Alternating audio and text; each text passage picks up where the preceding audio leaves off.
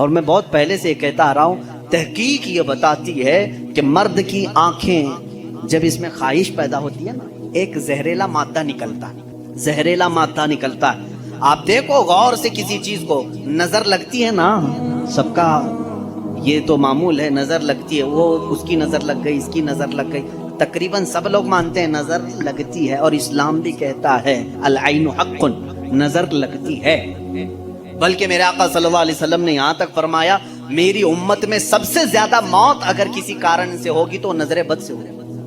حضور نے فرمایا ہے طبعی نیچرل ڈیتھ کے بعد، نیچرل طبعی موت کے بعد اگر کسی وجہ سے، کسی بیماری سے سب سے زیادہ موت ہوتی ہے تو نظر بد سے ہوتی ہے۔ پتہ نہیں ہوتا سب کو، اس کی علامتیں تک حضور صلی اللہ علیہ وسلم کی احادیث میں گنائی گئی ہیں۔ نظر بد ہو جائے تو کیسے پتہ چلے گا؟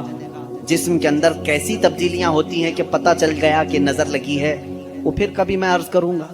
لیکن نظر لگتی ہے یہ سب کو معلوم ہے، اور جدید تحقیقات کے اعتبار سے بھی اگر میں آپ کو بات کروں، پھول کو اگر زیادہ دیر تک تم دیکھتے رہو گے تو مرجھا جائے گا، کیونکہ ہماری آنکھوں کا زہر اس پر پڑتا ہے اور اس کی طبیعت مرجھا جاتی ہے۔ وہ جتنا اپنے ٹہنی میں لگ کر کے جتنی دیر تک تازہ رہ سکتا ہے، تمہارے ہاتھ میں آنے کے بعد اتنی دیر تازہ نہیں رہے گا، کیونکہ کچھ بیکٹیریا ہمارے اندر ہیں اور آنکھوں سے نکلنے والی چیزیں بھی ہیں۔ اسی طرح سے عورتوں کا جسم اتنا نرم ہے اور نازک ہے کہ باہر کے زہریلے مادے ان کے جسم پر پہلے اثر کرتے ہیں، مردوں کے جسموں پر کم، لیکن عورتوں کے جسموں پر زیادہ اثر کرتے ہیں۔ اب کوئی وحشی درندہ جس کی نگاہیں زہر پھینک رہی ہوں اور کسی لڑکی کا جسم ننگا ہو، وہ بغیر لباس کے ہو، تو ظاہر سی بات ہے اس کے جسم کے اندر جیسی ہی وہ نظریں جاتی ہیں، اس کے دل میں بھی برائیوں کی خواہشیں پیدا ہونا شروع ہوتی ہیں۔ ایک طرفہ نہیں ہوتی یہ سب چیزیں، اس کے اندر جو خرابی آئی وہ اس کی آنکھوں کی وجہ سے۔ اسی لیے میرے آقا صلی اللہ علیہ وسلم نے فرمایا فَإِنَّ الْعَيْنَ تَزْنِي، آنکھ بھی زنا کرتی ہے۔ حضور صلی اللہ علیہ وسلم نے فرمایا آنکھ بھی زنا کرتی ہے۔ اب مجھے بتاؤ میرے عزیزو، اسلام نے اتنی جو حفاظت کی ہے عورتوں کی، اس کو تم کہہ رہے ہو زور زبردستی ہے؟ اسلام دین فطرت ہے، صرف وہی بات کرتا ہے جو انسان کے لیے سوٹیبل ہو، جو تمہارے جینے کے لیے اچھا ہو۔ اب میں آؤ تم کو یہ بھی بتاتا ہوں، کچھ لوگ یہ کہتے ہیں کھانے پینے کے معاملات میں بھی، اب یہ بات تھی عورتوں کی، اور ہاں یہاں پر میں یہ بات بتا دوں کہ یہ برابری جس کو کہہ رہے ہیں نا، وہ برابری ہے نہیں۔ تم کبھی بھی اس کے جواب دینے کی بھی کوشش مت کرو۔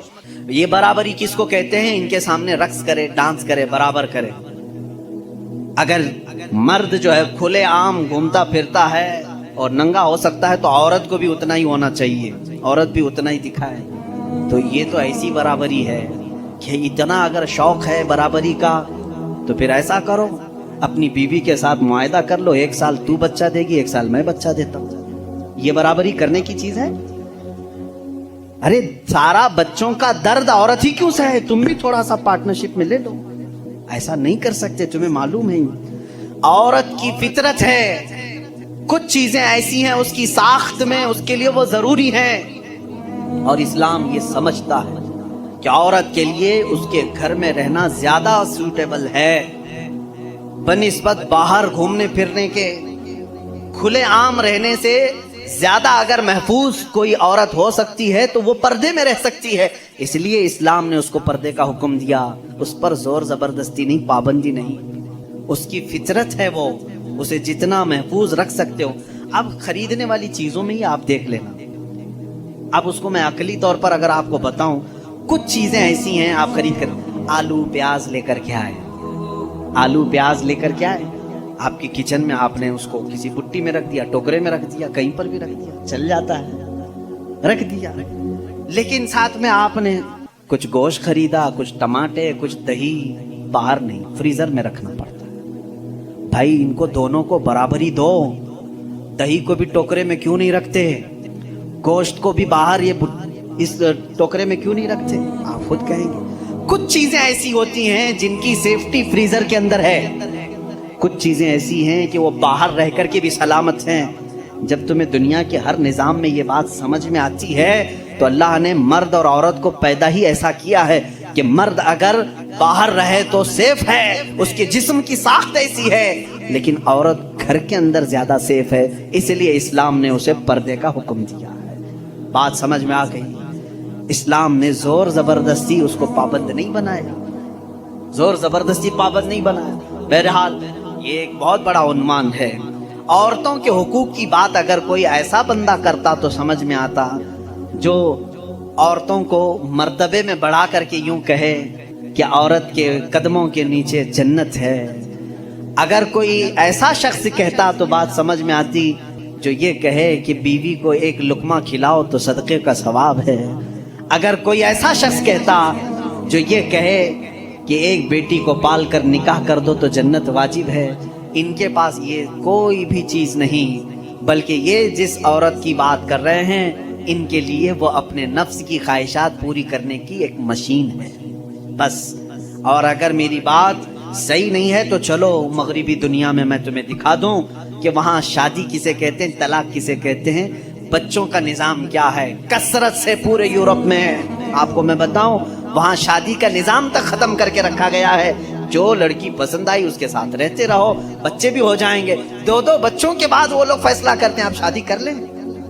اب شادی کرنے کا برابر ٹائم آ گیا، ہم لوگوں کی انڈرسٹینڈنگ ہو چکی ہے، یہ ہے فیکٹ بتا رہا ہوں میں آپ کو۔ کئی ایسی شادیاں ہیں وہاں پر جو بچے ہونے کے بعد کرتے ہیں کورٹ میں جا کر کے۔ تو تم نے عورت کو برابری نہیں بلکہ اپنی خواہشات کی ایک مشین سمجھا ہے۔ اسلام جو برابری دیتا ہے وہ کیسی برابری ہے؟ یہ اسلام ہی تو ہے جو عورت کو اتنی عزت کے ساتھ گھر لانے کا حکم دیتا ہے، اتنی عزت کے ساتھ۔ اگر اس کو کچھ خرافاتی لوگوں نے برا کر دیا تو الگ بات ہے، بلکہ ہمارے ہاں جو نکاح کا سسٹم ہے وہ اتنا پاکیزہ ہے کہ مرد کو کہا گیا ہے کہ عورت کے آنے سے پہلے اپنے گھر کا انتظام ہو جائے۔ وہ کہاں لا کر کے رکھ رہا ہے، بلکہ عورت کو اسی طرح سے بھگا کر لانے کا نظام اسلام میں نہیں ہے، بلکہ عورت کے لیے ایک باضابطہ پوری محفل کا انعقاد ہوتا ہے، اس کی رضا پوچھی جاتی ہے، پہلے اس سے پوچھا جاتا ہے تو راضی ہے یا نہیں۔ بہت سارے ایسے دین ہیں، بہت سارے ایسے ریلیجین ہیں، میں نام پھر نہیں ذکر کر رہا ہوں، جہاں پر عورتوں کو اظہار رائے کا حق ہی نہیں۔ ان کے بڑے جو فیصلہ کر لیے وہ ہو گئی بات۔ چائنا میں بہت سارے ایسے قبیلے آج بھی ہیں جہاں ان کے ماں باپ اپنی بچیوں کو لے جا کر کسی کے بھی کوٹھے پر چھوڑ جاتی ہیں جہاں انہیں پسند آ جائے۔ اسلام عورت کی عزت اتنی دیتا ہے جب تک وہ اپنی رضا کا اظہار نہیں کرتی قاضی کی مجال نہیں کہ وہ نکاح پڑھا سکے۔ ہم خود کھڑے رہتے ہیں جب تک اجازت نہیں آتی، پہلے ہم عورت کی اجازت لے کر کے آتے ہیں، اور پھر عورت کو اس کا حق مہر دینے کا حکم بھی مرد کو دیا گیا ہے کہ وہ تمہیں اپنی زندگی چھوڑ کر آ رہی ہے، اپنا گھر چھوڑ کر کے آ رہی ہے، اس کا حق مہر ادا کرو۔ اور لانے کے بعد جانتے ہیں میرے آقا صلی اللہ تعالیٰ علیہ وسلم کی تعلیمات کیا ہیں؟ اللہ اکبر۔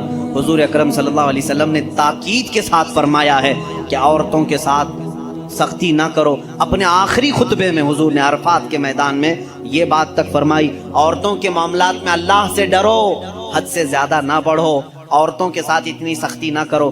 مارنے کو منع کیا، کبھی ان کے چہرے پر نہ مارنا، کبھی ان کے خاندان کو تانا نہ مارنا، کبھی ان کو اتنی بری گالی نہ دینا کہ دل ٹوٹ جائے۔ یہ تمام احکام اسلام نے اسی عورت کی عزت ہی کے لیے تو دیے ہیں۔ اور پھر جس وقت وہ آئے، بزرگوں نے یہ رواج بھی رکھا ہے کہ ہم اپنی بیٹیوں کو اپنے گھروں سے قرآن پاک دے کر کے رخصت کرتے ہیں، قرآن کے ساتھ اسے بھیجتے ہیں، اور گھر لانے کے بعد جانتے ہیں یہ اعلیٰ حضرت رضی اللہ تعالیٰ عنہ نے لکھا بھی ہے۔ اعلیٰ حضرت فرماتے ہیں جب نئی دلہن گھر میں آئے تو اس کے پیروں کا دھون جو ہے وہ اگر گھر کے چاروں کونوں میں ڈالو تو برکت آئے۔ وہ آ رہی ہے اپنا رزق لے کر کے آ رہی ہے، اپنا رزق لے کر کے آ رہی ہے، یہاں تک ہمارے لیے کہا گیا۔ بلکہ دولہے کو یہ بھی کہا گیا، اسی یہ بیان میں ساری باتیں نوجوانوں کو سمجھ میں بھی آ جائیں گی۔ نکاح کی پہلی رات اسے کہا گیا کہ تو اپنے گھر لایا ہے دلہن کو تو سب سے پہلے اس کے ہی دوپٹے کو تو مصلی بنا اور اس پر سجدہ کر۔ یہ حکم ہے۔ عورت کی عزت نہ ہوتی تو ہم مصلی بناتے اس کے دوپٹے کو؟ پہلی رات کہا گیا ہے۔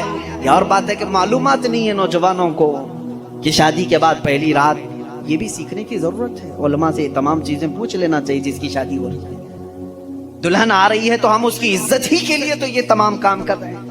اور اس کے بعد حکم یہ دیا گیا کہ سب سے پہلے اس کے ساتھ بات چیت کی شروعات کرنے سے پہلے اس کی پیشانی پر ہاتھ رکھ کر اللہ کی بارگاہ میں یہ کہو، اے اللہ، اس کے اندر جتنی تو نے اچھائیاں رکھی ہیں وہ سب اچھائیاں مجھے عطا کر دے، اور جتنی اس کے اندر برائیاں ہیں ان تمام برائیوں سے مجھے تو بچا دے۔ یہاں سے تو شروعات کر۔ ظاہر سی بات ہے، میں نے اس وقت محسوس کیا، چند دنوں پہلے ایک نوجوان کو تلقین کر رہے تھے، پیشانی پر جہاں بال اگتے ہیں وہاں ہاتھ رکھ کر کے دعا کرنا۔ تو اس نے پوچھا کہ حضرت دعا تو ایسی ہی کر سکتے ہیں، پیشانی پر کیا؟ میں بھی چونک گیا۔ اس کو میں بتاؤں، میرے ایک استاد سے میں نے پوچھا کیا ایسا ہے کہ اپنی دلہن کی پیشانی پر ہاتھ رکھ کر کے اس طرح دعا کرنا چاہیے؟ انہوں نے کہا ہاں ہے، دعا تو کیسے بھی کریں، ہاتھ نہ رکھیں اور ہاتھ چھوڑیں، ہاتھ اٹھائیں، سب دعا اللہ سنتا ہے، لیکن اس لیے پیشانی پر رکھ کر کے دعا کرنے کے لیے کہا گیا کہ وہ آج اپنے والدین کو چھوڑ کر کے آئی ہے، اس کے وسیلے سے اللہ جلدی دعا قبول کرے۔ اس کا دل مغموم ہے، وہ غمگین ہے، اور غم زدہ لوگوں کے ساتھ میرا مولا ہے۔ وہ اپنے والدین کو چھوڑ کر کے تیرے گھر آئی ہے، وہ مغموم ہے، بہت غم زدہ ہے، آج اس کی پیشانی پر ہاتھ رکھ کر کے دعا کرو۔ میرا اسی دن یہ ذہن سمجھ گیا کہ اسلام نے عورت کو وہ مقام دیا ہے، وہ عزت دی ہے۔ ہم نے اس کو اپنے جسموں کو سکون پہنچانے والا آلہ نہیں سمجھا، مشین نہیں سمجھا، بلکہ حقیقی مسلم وہ ہے جو اپنی عورت کی عزت بھی کرے، احترام بھی کرے۔ اللہ کے رسول صلی اللہ تعالیٰ علیہ وسلم نے جو فرامین دیے ہیں، عزیزان گرامی وقار، کہ نکاح کے اس سسٹم کو بھی میں آپ کو بتاؤں۔ کچھ تو وہ ہیں جو یہ اسلام کے خلاف بھونک رہے ہیں کہ عورتوں کے اوپر زور زبردستی ہوتی ہے اسلام میں، اور دوسروں کی کیا بات کروں، ہمارے ہندوستان پر بیٹھا ہوا میں کیا بتاؤں، یہ بھی بڑی عورتوں کی ہاں پیڑت مہیلائیں ہیں، مسلم پیڑت مہیلائیں ہیں، جو خود بیوی کو چھوڑ بیٹھا ہے۔ ساری مسلم عورتیں پیڑت ہیں، اللہ اکبر۔ وہ خود اپنی بیوی کو دیکھنے نہیں جا سکا، زندگی ختم ہونے آ گئی، بال سفید ہو گئے، پیڑت مہیلائیں ہیں مسلمان۔ ہاں اگر اے مسلمانوں کوئی بھی ہم میں سے عورت پر زور زبردستی کرتا ہے، یاد رکھو میں تمہیں بتاؤں کہ قرآن کی قیامت کے دن اللہ جانوروں پر بھی اٹھائے ہوئے ہاتھ کا فیصلہ لے گا، تو عورت کی بات تو دور کی ہے، نبی کا انکار نہیں کر سکتے۔ اب آپ کو میں بتاؤں، کوئی اگر مسلمان ایسا ہے وہ کہتا ہے میں میرے نبی محمد صلی اللہ تعالیٰ علیہ وسلم پر ایمان لاتا ہوں، لیکن مجھے عیسیٰ سے کیا غرض، معاذ اللہ رب العالمین۔ اگر کوئی کہتا ہے میں عیسیٰ علیہ السلام کو نہیں مانتا، وہ ہمارے نبی تھے بھی نہیں، پچھلے زمانے کے نبی تھے، میں تو رسول پاک کو پورا پورا مانتا ہوں، تو 1,24,000 کم و بیش جتنے نبی آئے، اور قرآن پاک میں جتنے نبیوں کا اور احادیث میں جتنے نبیوں کا نام صراحت کے ساتھ آیا، ان پر ایمان لانا تمہیں ضروری ہے۔ ایک بھی نبی کا انکار کرو گے تو وجہ کیا رزلٹ کیا بنتا ہے معلوم ہے؟ اگر تم نے عیسیٰ علیہ السلام کا انکار کیا تو گویا کہ تم نے خود اپنے نبی کا انکار کیا، تم محمد صلی اللہ علیہ وسلم کو نہیں مان رہے، کیونکہ عیسیٰ کون تھے یہ ہمیں بتایا محمد صلی اللہ علیہ وسلم نے۔ ان کی نبوت کا اگر تم نے انکار کیا تو گویا کہ تم نے اپنے رسول کا انکار کیا۔ ہم کسی بھی نبی میں فرق نہیں کرتے، یہ رد میں آئی ہے آیت، یہ آیت جو آئی ہے، پھر سے میں پڑھ رہا ہوں، توجہ، اللہ فرما رہا ہے وہ لوگ جو اللہ پر اور اس کے رسولوں پر ایمان لائے اور رسولوں پر ایمان لانے میں کسی میں فرق نہیں کرتے۔ فرق نہیں کرتے مطلب ایسا نہیں کرتے کہ ایک نبی کو مانتے ہیں ایک نبی کو چھوڑتے ہیں، ایسا نہیں کرتے۔ تب رب تعالیٰ فرما رہا ہے ان کو اللہ پورا کا پورا اجر عطا کرے گا، پورا کا پورا اجر عطا کرے گا۔ اس اجر کے مستحق اگر دنیا میں کوئی ہے تو وہ مسلمان ہے۔ عیسائی بھی نبیوں کو مانتے ہیں، یہودی بھی نبیوں کو مانتے ہیں، اور ہم بھی نبیوں کو مانتے ہیں، لیکن فرق ہے سب میں۔ یہودی جو ہے جتنے نبی آئے ان پر ایمان رکھتے ہیں، ابراہیم علیہ السلام سے لے کر موسیٰ علیہ السلام تک تقریباً نبیوں پر ان کا اتفاق ہے۔ عیسائی جو ہیں کرسچن، یہ بھی تقریباً سب نبیوں کو مانتے ہیں، لیکن دونوں کے ماننے میں فرق ہے۔ یہودی بعض نبیوں کو اس طور پر مانتے ہیں کہ وہ اللہ کے نبی تھے، ہمارے مسیحا تھے، لیکن بعض نبیوں کے بارے میں وہ بہت گمراہی کے عقیدے رکھتے ہیں، جیسے حضرت اسحاق علیہ السلام کے متعلق، بلکہ حضرت ابراہیم علیہ السلام پر ہی انہوں نے زنا کی تہمت لگائی۔ اسحاق علیہ السلام کے متعلق یہ ہے کہ وہ اللہ سے لڑ لیتے تھے، کبھی وہ اللہ کو گراتے تھے، کبھی اللہ ان کو گراتا تھا، معاذ اللہ۔ یہ یہودیوں کا عقیدہ ہے۔ تو نبیوں پر ایمان لانے میں یہ آدھے آدھے ہیں، اسی طرح سے عیسیٰ علیہ السلام کو نگلیکٹ کرتے ہیں، بالکل نہیں مانتے۔ کون؟ یہودی۔ عیسائیوں کا بھی حال ان سے کچھ زیادہ اچھا نہیں ہے۔ یہ بنی اسرائیل کے تقریباً نبیوں کو مانتے ہیں، لیکن بعض نبیوں کا یہ بھی انکار کرتے ہیں۔ کیسے؟ یہ تو سب سے بڑے نبی محمد صلی اللہ علیہ وسلم کو ہی نہیں مانتے۔ قرآن کہہ رہا ہے سارے نبیوں پر ایمان جو برابر رکھتا ہے، آدم علیہ السلام سے لے کر حضور پاک صلی اللہ علیہ وسلم تک جتنے نبی آئے سب پر جو ایمان رکھتا ہے، اولئک سوف یؤتیہم اجورہم، اللہ فرما رہا ہے ان کو پورا کا پورا اجر میں عطا کروں گا۔ اب مجھے بتاؤ، یہودی عیسیٰ علیہ السلام کو نہیں مانتے، عیسائی محمد صلی اللہ علیہ وسلم کو نہیں مانتے، دنیا میں ایک ہی قوم ایسی ہے جو مسلمان، وہ موسیٰ علیہ السلام کو بھی مانتے ہیں، عیسیٰ علیہ السلام کو بھی، اور محمد صلی اللہ علیہ وسلم کو۔ ہمارا کسی بھی نبی کے متعلق کوئی اختلاف ہے؟ ہم نے کبھی کسی نبی کا انکار کیا؟ ہم نے آج تک یہ نہیں کہا کہ موسیٰ علیہ السلام یہودیوں کے نبی ہیں، ہم نے یہ نہیں کہا کہ عیسیٰ علیہ السلام صرف عیسائیوں کے نبی ہیں، بلکہ ہم یہ کہتے ہیں کہ 1,24,000 کم و بیش جتنے نبی آئے وہ سب ہمارے نبی ہیں، سب پر ایمان ہے ہمارا۔ اب اس بات کو سمجھ کر کے چلیں کہ اس میں کبھی بھی فرق نہ کریں، یہ رد میں آئی ہے آیت ان لوگوں کے جو یہودی اور عیسائی کرتے ہیں۔ اچھا، اب یہاں پر میں ایک بات اور بھی عرض کروں کہ یہودیوں کی کتابوں میں بھی موجود ہے کہ آخری زمانے میں ایک نبی آئیں گے جن پر نبوت کا خاتمہ ہو جائے گا، ان کی صفات بھی بیان کی گئی، ان کی تعریف میں ساری چیزیں بیان ہیں، یہودیوں کی کتاب میں بھی ہے۔ عیسائی جن کتابوں کو مقدس مانتے ہیں ان میں بھی ہے کہ ایک نبی آنے والا ہے جس کی تمام بشارتیں اس میں دی گئی ہیں۔ ان دونوں سے آپ پکڑ کر کے پوچھو وہ نبی کہاں ہے، کب آئے گا، وہ نبی کہاں ہے؟ یہودیوں سے بھی ہم پوچھتے ہیں جس نبی کے آنے کی بشارت تمہاری کتابوں میں ہے، آخر وہ کون ہے، کون سا نبی ہے؟ اگر تمہارے اعتبار سے محمد صلی اللہ علیہ وسلم ہے تو پھر ایمان کیوں نہیں لاتے؟ تم اپنی کتاب پر عمل نہیں کر رہے ہو۔ عیسائیوں سے پوچھو جس نبی کے آنے کی بشارت عیسیٰ علیہ السلام دے کر کے گئے اپنی کتابوں میں، وہ کون ہے وہ نبی؟ اگر محمد صلی اللہ علیہ وسلم ہیں تو پھر ان پر ایمان کیوں نہیں لاتے؟ اور اگر نہیں مانتے تم کہ وہ بشارت جن کی دے کر کے گئے تھے وہ محمد صلی اللہ علیہ وسلم نہیں ہے، تو میاں 1400 سال سے زیادہ کا عرصہ، 2000 سال کا عرصہ ہو گیا، وہ نبی اب تک کیوں نہیں آیا؟ یہودیوں سے بھی ہمارا سوال ہے، عیسائیوں سے بھی ہمارا سوال ہے، اس لیے کہ اس سے پہلے اتنا لمبا گیپ کبھی نہیں آیا، 2000 سال ہو گئے۔ یہودی آپ سے بھی ہم پوچھتے ہیں کہ تمہاری کتابوں میں جس نبی کے آنے کی بشارت دی گئی ہے وہ کون ہے نبی؟ اگر محمد صلی اللہ علیہ وسلم ہے تو ایمان کیوں نہیں لاتے؟ اور اگر وہ نہیں ہے تو پھر کون ہے، وہ کب آئے گا؟ اگر عیسائی بھی یہ جواب دیں، ان سے بھی میرا یہی سوال ہے۔ میرے عزیزو، یہاں پر یہ آیت اسی لیے آئی ہے کہ یہ بعض نبیوں کو مانتے ہیں جو ان کی طبیعت میں ہے، اور بعض کا انکار کرتے ہیں جو ان کی طبیعت میں نہیں ہے۔ یہاں سے میں ایک نتیجہ اخذ کر کے آپ سب سے بھی کہنا چاہوں گا، کبھی بھی شریعت کو اپنی طبیعت کے مطابق نہ بناؤ۔ جو تمہیں اچھا لگے وہ شریعت ہے، اور جو کڑوا لگے اس کو تھوک دو۔ اکثر ایسا ہوتا ہے۔ مثال کے طور پر مولانا صاحب جب تک آپ کو بیان کر رہے ہیں، آپ کو بہت اچھی لگنے لگی تقریریں، کیا بولتے ہیں مولانا صاحب، بہت اچھا ہے۔ کس بارے میں بول رہے تھے؟ آپ کو جتنے لوگوں نے دھوکہ دیا ان کے خلاف بول رہے تھے، بہت اچھے مولانا ہیں، دھوکے کے خلاف بولیے آپ، بہت سارے لوگ جو ہے دھوکہ دیتے ہیں۔ پھر ہم نے شرابیوں کے خلاف بولا، بہت اچھا بولتے مولانا، اس لیے کہ شراب بندی ہونی چاہیے، ہمارے معاشرے میں بہت سارے بگڑے، ان کو صحیح کرنا چاہیے۔ مولانا صاحب نے ایک دن انہی کے بارے میں کہہ دیا کہ سود کھاتے ہو آپ، بہت برا مولانا ہے، تو گویا کہ تم نے شریعت کو اپنی طبیعت کے مطابق بنانے کی کوشش کی۔ جو تمہارے زخموں پر انگلی رکھے تو اس کو تم خراب کہو گے۔ یہودیوں کی یہی طبیعت تھی اور آج بھی یہی ہے۔ یحییٰ علیہ السلام ان کے نبی ہیں، بنی اسرائیل کے نبی ہیں، بادشاہ بڑی عزت کرتا تھا۔ یحییٰ علیہ السلام جوان تھے، 30 یا 33 سال کی عمر کے۔ بادشاہ نے ایک بار شادی کی، چند دنوں کے بعد دوسری شادی کی اسی بیوی کی بہن سے، 2 بہنوں کو ایک نکاح میں جمع کر لیا، یعنی 2 بیویاں ہیں لیکن دونوں سگی بہنیں ہیں۔ یحییٰ علیہ السلام نے فتویٰ دیا کہ شریعت میں 2 بہنوں کا ایک ساتھ رکھنا حرام ہے۔ اس نے کہا میں بادشاہ ہوں۔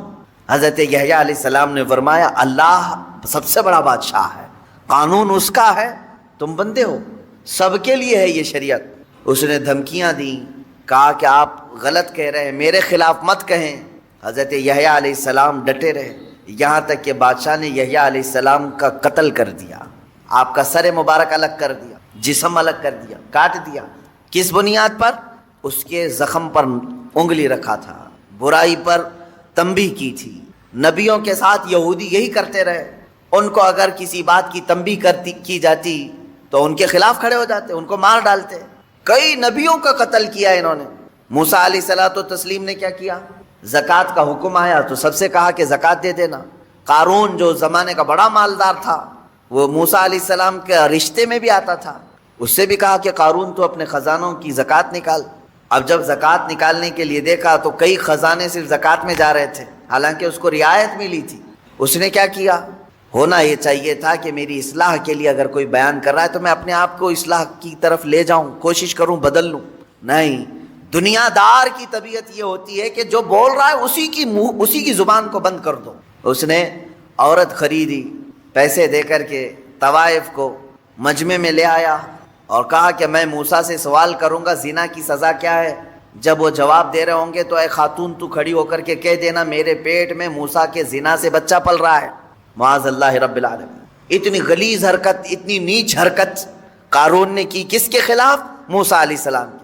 سکھا کر کے عورت کو مجمع میں لے آیا، عورت بیٹھی ہوئی تھی، اس نے سوال کیا کہ اے موسیٰ علیہ السلام، اللہ کے نبی ہیں آپ، مسئلہ بتائیں کہ اگر کسی شادی شدہ مرد نے کسی عورت سے زنا کیا ہے تو کیا سزا ہے اس کی؟ کہا رجم کیا جائے گا، پتھروں سے ہلاک کیا جائے گا۔ اس نے اشارہ کیا عورت کی طرف، اٹھ تو بتا تیرے ساتھ زنا کس نے کیا ہے؟ وہ خاتون کھڑی ہوتی ہے اور کپ کپی تاری ہو گئی، جلال موسوی کو برداشت نہیں کر سکی، اس نے اگل دیا، کہا قارون مجھے پیسے دے کر کے یہاں لایا ہے، پیسے دے کر کے یہاں لایا ہے۔ اتنا کہنا تھا، موسیٰ علیہ السلام کو جلال آیا۔ آپ نے کہا اے زمین پھٹ جا اور قارون کو اس کے خزانوں سمیت نگل جا، دھسا دیا گیا۔ وہ تو اللہ کا عذاب تھا اس کے اوپر۔ میں یہاں پوچھنا چاہتا ہوں موسیٰ علیہ السلام کے ساتھ اتنی گری ہوئی حرکت قارون نے کیوں کی؟ اس لیے کہ نبی نے برائی پر انگلی رکھی، اسے صرف اچھائی کی تنبیہ کی۔ عزیزان گرامی وقار، یہ طبیعت کبھی اپنی نہ بنانا کہ اگر برائیوں کے خلاف کوئی تمہیں بیان کرے یا نصیحت کرے تو اس کے پیچھے مت پڑ جانا، اس کے پیچھے مت پڑ جاؤ، کوشش یہ کرو کہ وہ برائی ہم سے نکل جائے۔ آپ زندگی میں کبھی ایسا کرتے ہو؟ ڈاکٹر نے علاج کے دوران یہ کہہ دیا کہ پیٹ میں السر ہے تو ڈاکٹر کے پیچھے پڑ جاؤ کہ اس کا پیٹ پھاڑ کر کے رکھوں گا میں، مجھے کہا کیسے اس نے السر ہے؟ نہیں، تمہیں معلوم ہے عقل ہے اتنی، ڈاکٹر میری بیماری کو بول رہا ہے، ہو سکتا ہے اندر۔ اگر ڈاکٹر نے کبھی کہہ دیا تمہیں آپ کو ہارٹ کا پرابلم ہے، بلاکیج ہے، دوڑے دوڑے بھاگتے ہو، کیا علاج کروں ڈاکٹر صاحب بتائیں تو صحیح۔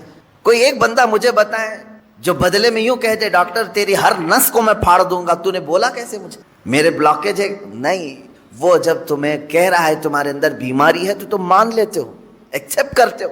یہی بات ایک عالم دین اور ایک خطیب شرع سے بھی تمہیں اسی طرح کا سلوک رکھنا چاہیے کہ اگر موجودہ خرابیوں اور برائیوں پر وہ تنبیہ کرے، کوشش یہ کریں کہ ان برائیوں کو اپنے اندر سے نکالیں، نہ یہ کہ اس کے پیچھے پڑ جائیں۔ ہمارے بعض علماء نے یہ کہا تھا کہ قوم کا حال یہ ہے کہ پتہ نہیں وہ نیت کرتے ہیں امام کے پیچھے، کیا کہہ کر کے نیت کرتے ہیں معلوم نہیں۔ نماز میں عشاء کی 4 رکعت فرض نماز واسطے اللہ کے، پیچھے اس امام کے، تو اب یہ سمجھ میں نہیں آتا پیچھے اس امام کے مطلب کیا ہے، یعنی صرف نماز میں پیچھے ہے یا پھر پوری زندگی اس کے پیچھے پڑنا ہے؟ میرے عزیزو، داعیان دین اور داعیان حق کے ساتھ انصاف کا معاملہ ہو، یہ میں اپنے لیے نہیں کہہ رہا ہوں، میرے پیچھے پورے پڑ جاؤ کوئی معاملہ نہیں، لیکن جو رسول کریم صلی اللہ تعالیٰ علیہ وسلم کی شریعت طاہرہ اور دین حق کو لے کر تمہارے درمیان آئے، ان کے ساتھ وہی سلوک کرو جو آپ کے جسمانی مرض کے لیے ڈاکٹر کے ساتھ آپ سلوک کرتے ہو۔